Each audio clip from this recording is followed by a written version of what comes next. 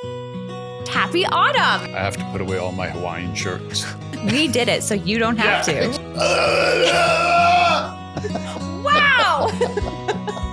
They hack a chunk out of it and they put their chrysanthemums in it. Ornamental vegetable things. Yeah. I call them bug hotels. Bug hotels. I like that more. Yeah. That's so fun. Yeah. So you're just kind of. Welcome back to the Helpful Gardeners podcast. Happy autumn. Happy autumn. It's early days of autumm. Yes, it is. And there's so much to look forward to. And I'm really excited to get into this week's episode because we're talking about some of the more seasonable, what am I saying? Seasonable. It's so seasonable. It's a new word. It works. Seasonal plants that you might be finding in your garden center and how you can use them both inside and outside heading into the season. There's still lots of growing to be done. Yeah. And actually, when I was out in the garden this week, I noticed a huge amount of ladybugs. I haven't had a chance to be in my garden much. Like I throw water on some of the plants, but I've been very busy. You throw water? Yeah, it's like, you just throw it? Take it. When I've gone out with Jimmy into Nose Hill or into other parks. Yeah, I'm seeing, and that, I don't know if it's because the foliage is changing. It's getting a little paler, but they really pop. They that do. Bright red. Yeah. And I was over, I have these peonies in my front yard and I was like, oh, cute. There's a ladybug. So I like lifted it. It was on the grass. I lifted it and I was going to put it in the peony bush. And I was like, oh, there's like 6 here already. Maybe they kicked them out. Yeah. This bush does not need more ladybugs. There's this local Instagram account by the city of Calgary called Calgary Parks. Oh, yeah. And they just posted that you can look for ladybug eggs on leaves right now. I have never seen ladybug eggs before. I've seen the larvae, which, I mean. Yeah. Is that your phone? Yes. Dang it.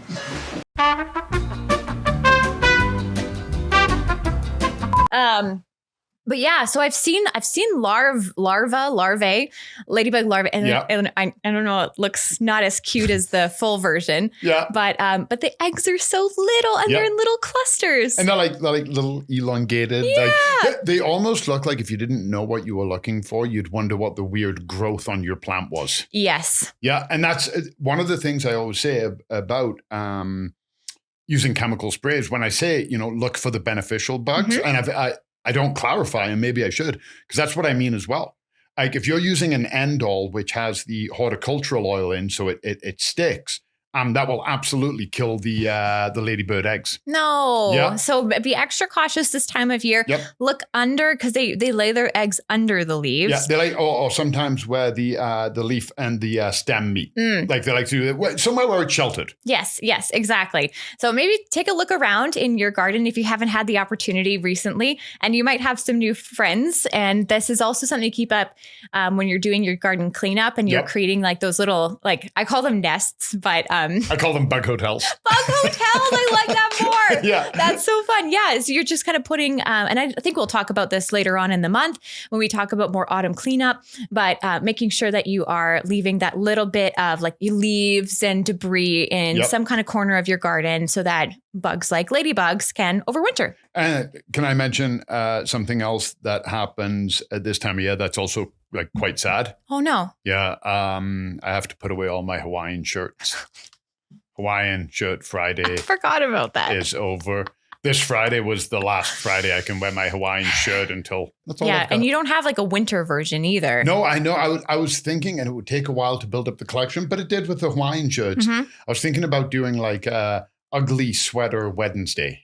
Ooh, I like that. Yeah. Or you could do, llama sweater Tuesdays, and it's just a different llama sweater every single Tuesday. That seems like it would be harder to build the collection because ugly sweaters, like you see them all the time. I've probably even got a couple somewhere buried. We were talking about gifts.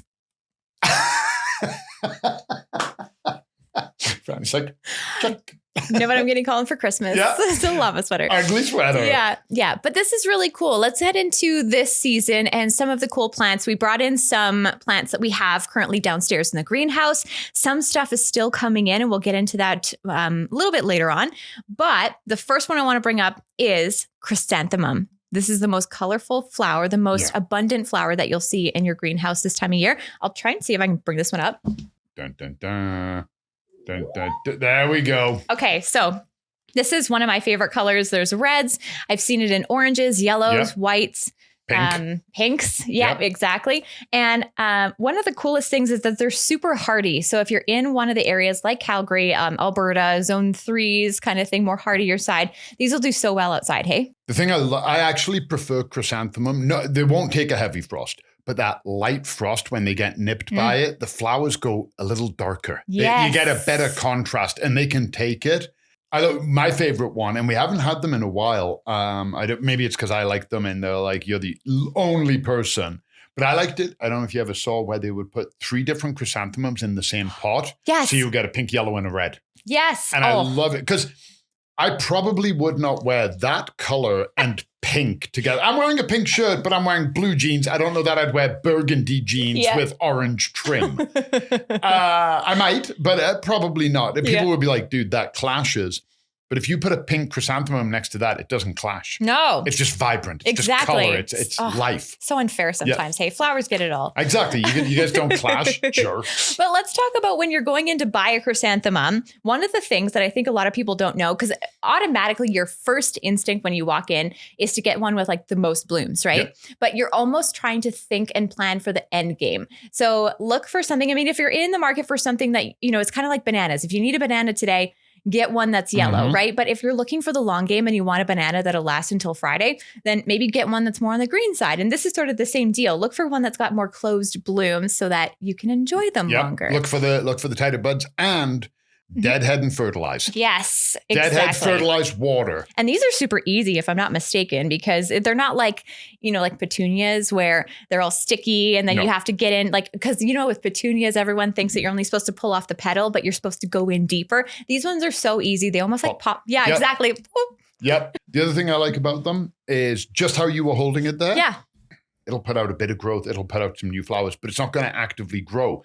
So you don't have to worry about putting it in a pot. If your annuals are still looking amazing, leave them. Just leave that in its pot. Yeah. You don't have to dig them out. You don't have to put it in a bed, but you can also do that. So they're versatile. They're hardy. They're beautiful. There's tons of colors. You get little ones. You get massive, like 14-inch ones like that. Yeah. Chrysanthemums are a go-to. And a really great idea if you already have those, like, say, tall planters by your front foyer and you're looking at a tired planter and you can just pop that out and pop this one right in directly. Yep. Like it's a no fuss approach for sure. Let's go into more of these like ornamental vegetable things. Yeah. When I first started working here, I was like, what? What's an ornamental vegetable? Yeah. I didn't realize that, that these existed. So what makes them ornamental? Normally they are normally edible. The difference is that they've been grown for their color, for their decoration. So they're not really palatable. And the other thing is as well, and this is what I always tell people, we're pretty good with all of our growers. They don't use heavy sprays. They don't use a ton of chemicals. Everything is relatively clean. But because they're considered ornamental, they don't fall under the same rules as edible. So some people will use sprays to keep the bugs off them. So you don't necessarily know, depending on where you're buying it, what it may have been treated with. So absolutely use it as an ornamental. And I've tried the cabbage before. They're not good. We did it, so you don't have to. Exactly. I got to tell you a story. So years ago, working here, I bought one of those, not that one exactly, but I bought an ornamental pepper. Got it. It was a hot pepper. And anyway, there was a frost coming, so I brought it inside. And Harry was 8, and he was obsessed with it. And I'm like, just leave it alone, buddy. Just leave it alone. Anyway, he's doing his guitar practice and he's playing his guitar and I'm in the bedroom and I'm just playing, probably on my phone playing games.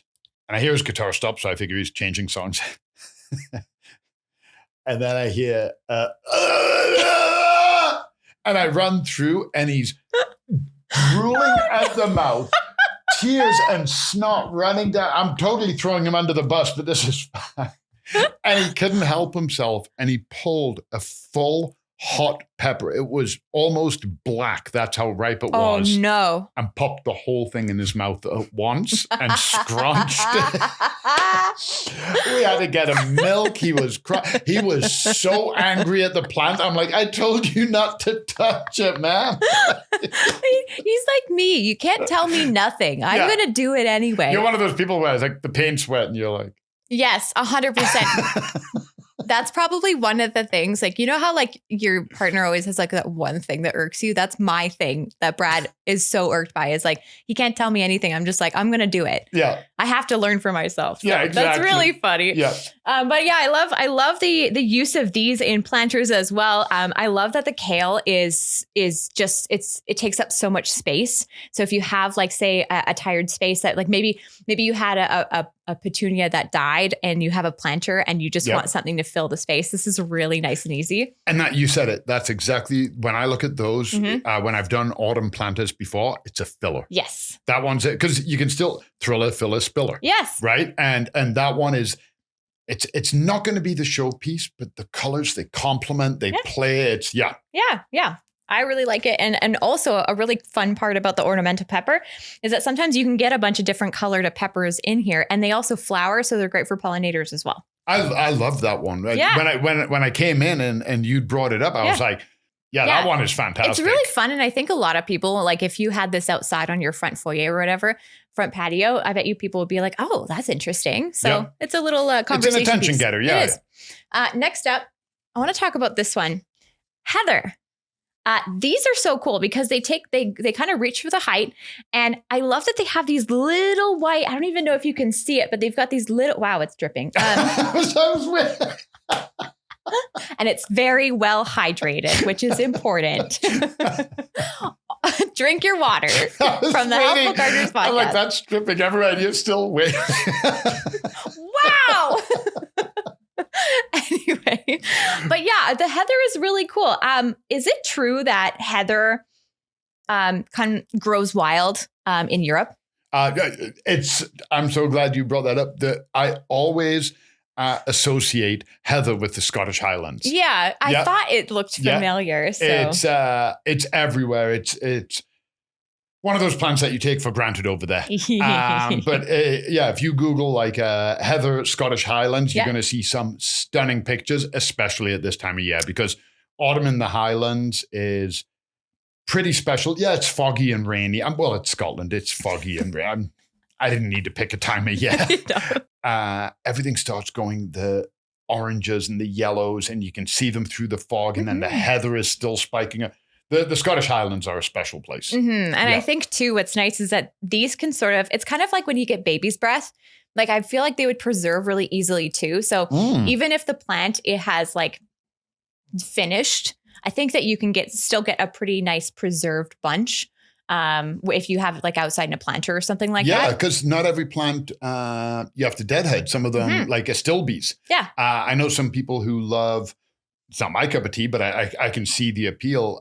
They don't like deadheading their echinacea. Oh, yeah. Because they like that cone. They like the shape still. Yeah. So, some daylilies, they're ugly. Get rid of them, hostas. But ones like that, I never even thought of that. Yeah, it would probably create a really nice dry flower. Yeah, we're all about longevity here in the fall, right? We just want it to last as long as possible. So the next one that I have up isn't necessarily like a common one that you see like specifically for seasonal, because I think with Kalanchoe, Kalanchoe, you can really find this any time of year, but it's super fun to use some house plants outside in autumn planters.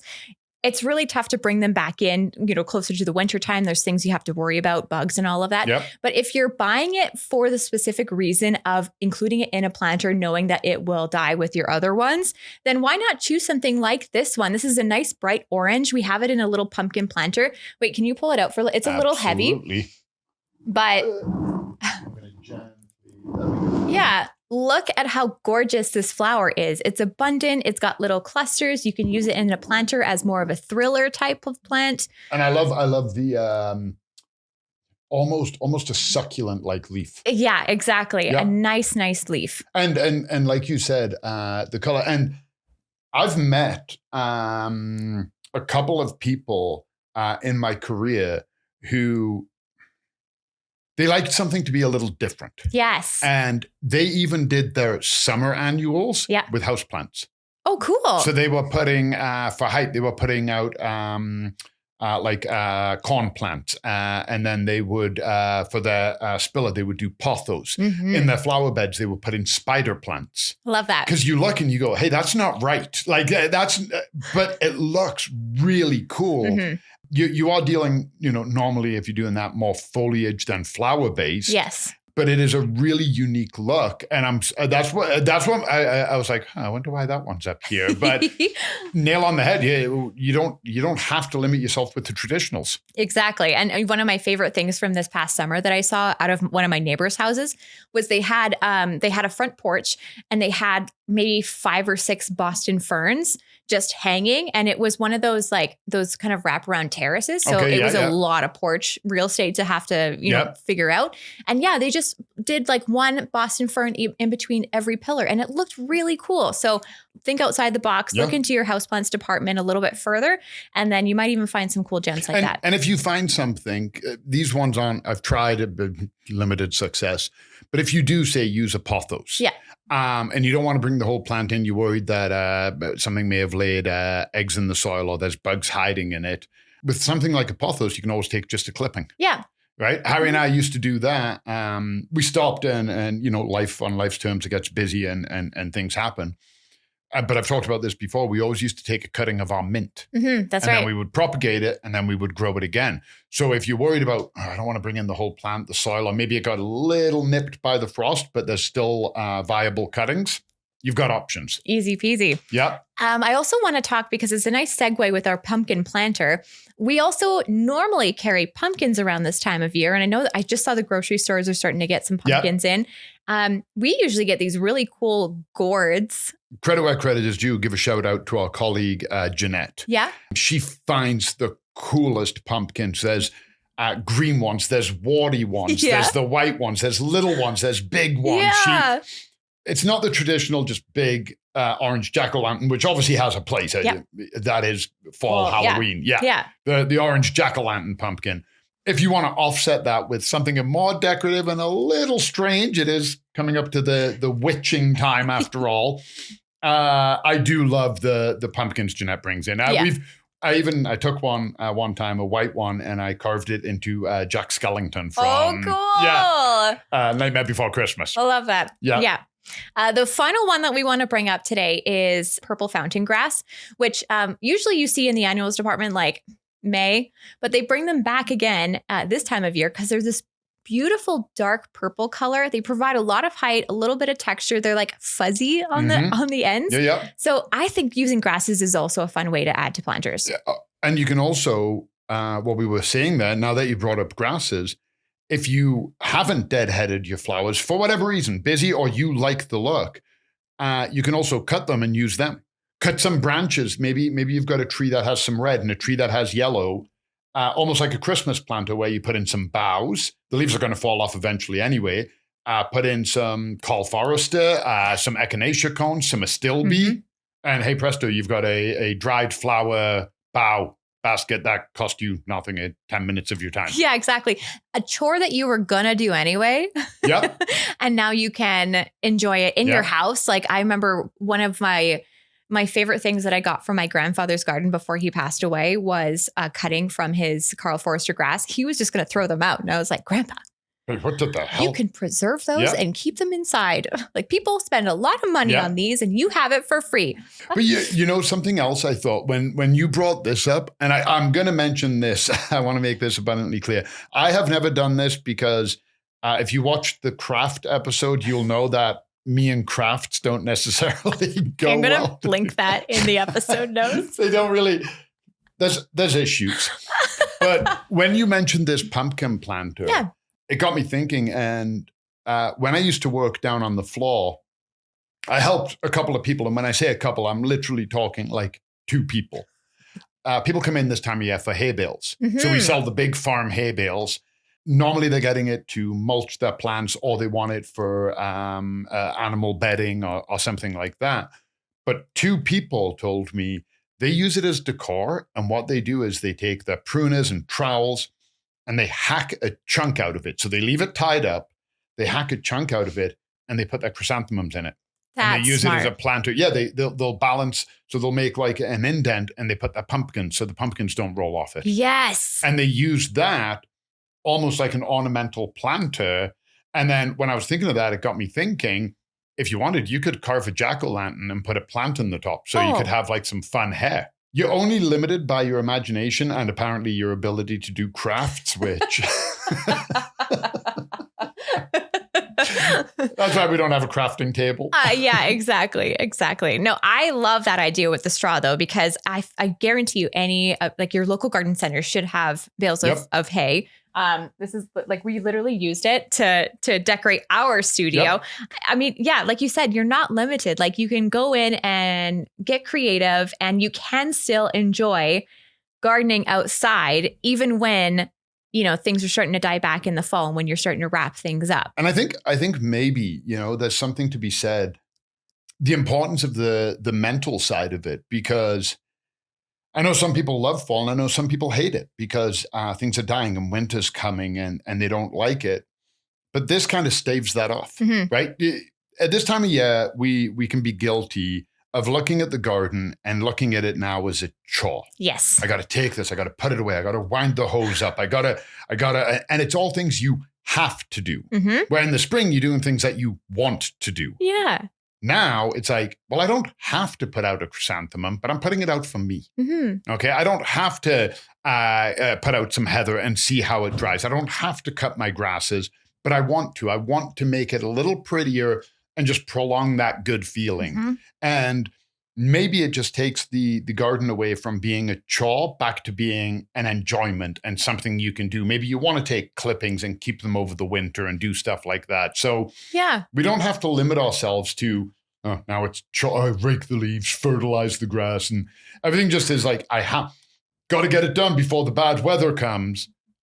Forget about it. It's coming anyway. Enjoy it for, you know, we might have a week, we might have 2 months. Yes. Enjoy it for as long as you can. And you're totally right. I bought a chrysanthemum over the weekend, last weekend, and I put it out. And the next day I drove in and I walked up to my front door and it brought me so much joy. Yep. So I completely agree. It gives you something to look forward to. It does, yeah. Yeah, it gives you a little bit of pride heading into the new season. So explore some of the options in your own garden center. I'm sure different provinces, different places around the world are going to be carrying different things, obviously different growing seasons. Especially in Australia because it's spring there, jerks. Yeah, okay, this one, just watch it in like 6 months. Yeah, I follow some Australia feeds. Yeah. And I remember a little while ago, there was a feed I follow and they said, gross, I hate winter. I can't go to the beach. It's only 12 degrees. Not minus 12, 12 degrees. Oh, no. And I was like, Yeah, I saw this thing for Scotland and it was saying, oh, great, it's July. It's warm rain season. It's like, yes. Yeah, I love Scotland. I adore Scotland. Yeah. I visited it more times than I could count. You go to Scotland for a lot of reasons. You don't go to Scotland for the weather. No, yeah, that's for sure. Yeah. The weather is here. I wish you were wonderful. Well, let's hope the weather sticks around for us this season. And that does wrap us up for this week. If you're listening or watching on Spotify and YouTube, comment below. Let us know what you're growing this autumn, what you're looking forward to this autumn. I know we're looking forward to a lot more fun autumn content. This is like my season, spring and autumn. I'm here for it. I always spring. Absolutely. We're in the garden center. I always associate you with autumn. Yeah. Always. Ever since you sprung, was it last year when you sprung the pumpkin spice on me? Yes, I did. I did. No, it's a really fun season and I'm really looking forward to all of the different elements that come with it. There's lots to explore and to celebrate about the season. So let us know what you're enjoying this fall. Rate us on those platforms, Spotify and YouTube, so we can fuel this little passion project. We can continue to nerd out on plants with you. We also have a new Instagram that I'm really excited about. If you look up the Helpful Gardeners Pod on Instagram, give us a follow. We're going to be unleashing a whole bunch more podcast related content. We're also under Golden Acre Home and Garden here in Calgary, Alberta. So if you're in the area, come and see these beautiful plants for yourself. Like I say, we're going to be getting in like purple fountain grass. We've got some bulbs in, so lots of ways to celebrate the season. Yep. And we I got guess pumpkins, gourds. To more coming. To us, the season isn't done. Plus, big shout out to Birgit, another colleague of ours, all the fall themed home decor. Yes. So much to see and do. So much to see and do, and we'll catch you next weekend. Bye, everyone.